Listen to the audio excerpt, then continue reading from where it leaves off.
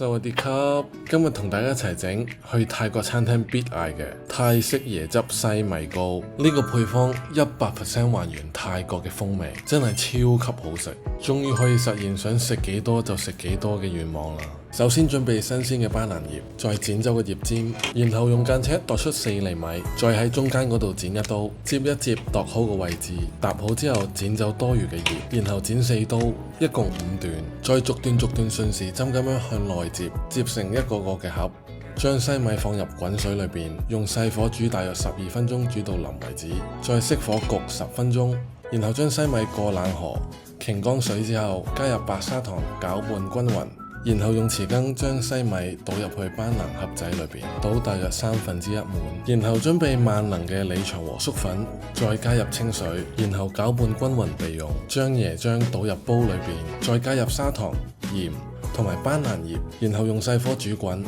煮滾之後撈出班蘭葉，再加入粟粉水，繼續用細火煮，一直攪拌，直到椰漿變到濃稠嘅狀態。